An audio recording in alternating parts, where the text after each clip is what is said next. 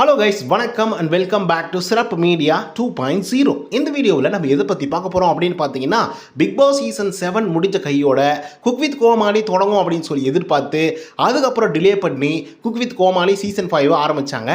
சரி, அதெல்லாம் ஓகேப்பா, ஓரளவுக்கு நல்லா தான் போயிட்டுருக்கு. பிக் பாஸ் சீசன் 8 எப்போ தான் ஆரம்பிப்பீங்க அப்படின்னு சொல்லிட்டு சில பேர் கேள்விகள் கேட்டிருந்தாங்க. அண்ட் அதுக்கான பதில் என்ன அப்படின்னு பார்த்தீங்கன்னா, குக் வித் கோமாளி சீசன் 5 முடிஞ்ச கையோட நம்மளுடைய பிக் பாஸ் சீசன் 8 தொடங்க போகிறாங்க. அதாவது அக்டோபர் மாதம் 8ஆம் தேதி. இப்போது ஒரு முக்கியமான நியூஸை பற்றி தான் இந்த வீடியோவில் முழுசாக பார்க்க போகிறோம்.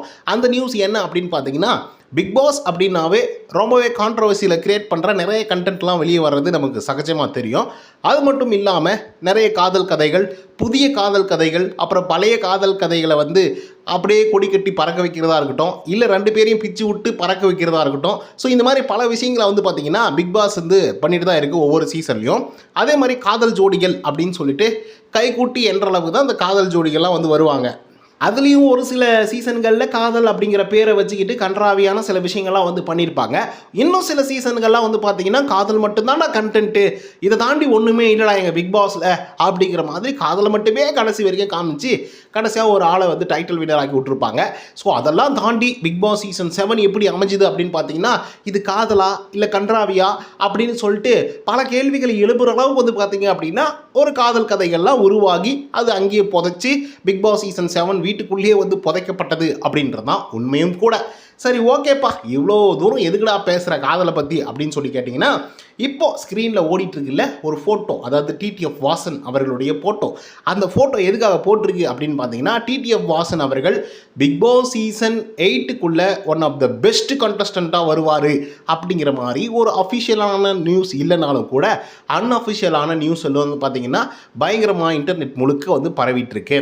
ஸோ இது ஒரு பக்கம் இருந்தாலும் கூட ரீசெண்ட் டைமில் குக் வித் கோமாளி சீசன் 5ல் சாலின் ஜோயா அப்படின்ற ஒரு கேர்ள் இருக்காங்க இல்லையா, அவங்க டிடிஎஃப் வாசனுடைய கேர்ள் ஃப்ரெண்ட். ஸோ இவங்க 2 பேரையும் பிக் பாஸ் வீட்டுக்குள்ளே போட்டால் இந்த காதெல்லாம் பயங்கரமாக கலக்கட்டும்ல அப்படிங்கிற மாதிரி யோசித்து ஒரு பயங்கரமான முடிவு பண்ணியிருக்காங்க பிக் பாஸ் சீசன் 8 டீம் அவர்கள். அதை தாண்டி டிடிஎஃப் வாசனை பற்றி சொல்லணும் அப்படின்னு பார்த்தீங்கன்னா பயங்கர கான்ட்ரவர்சியில் மாட்டியிருக்கக்கூடிய ஒரு ஆள். அண்ட் ஃபாலோவர்ஸ்லையும் ஏகப்பட்ட ஃபாலோவர்ஸ் வச்சுட்ருக்காரு. சரி, ஓகே, நம்ம ஜிபி முத்து மாதிரி யூஸ் பண்ணிக்கலனாலும் கூட இவர் டபுள் சைடு ஃபேஸ் இருக்குதுப்பா. ஒன்று பக்கம் பார்த்தோன்னா லவ் இருக்குது, இன்னொரு பக்கம் பார்த்தோம் அப்படின்னாக்கா பயங்கரமான ஃபேன் பேஸஸ் இருக்குது. ஸோ கான்ட்ரவர்சிஸும் இருக்குது. ஸோ அதனால் டிடிஎஃப் வாசனை கூப்பிடுவோம் அப்படின்னு சொல்லிட்டு கூப்பிட்டுருக்காங்களாம். ஸோ அஃபிஷியலான நியூஸ் தான் இது. ஆக்சுவலாக ஆடிஷன் வேறு நடந்துகிட்ருக்கு. ஸோ பொறுத்திருந்து பார்ப்போம், ஆன் போர்டுக்குள்ளே நம்மளுடைய டிடிஎஃப் வாசன் அண்ட் சாலின் ஜோயா வருவாங்களா, இல்லை இவங்க 2 பேரில் யாராவது ஒரு ஆள் தான் வருவாங்களா அப்படிங்கிறத பொறுத்திருந்து பார்ப்போம். ஸோ இப்போ நீங்கள் கமெண்ட்டில் தெரிவிங்க, டிடிஎஃப் வாசன் வந்தால் எப்படி இருக்கும் அப்படிங்கிறத கமெண்ட்டில் பதிவு பண்ணுங்கள். இந்த வீடியோ உங்களுக்கு பிடிச்சிருந்தா லைக் அண்ட் சப்ஸ்கிரைப் பண்ண மறந்துடாதீங்க. இன்னொரு தவணை சந்திக்கிறேன். Until then bye from Uday. நன்றி, வணக்கம்.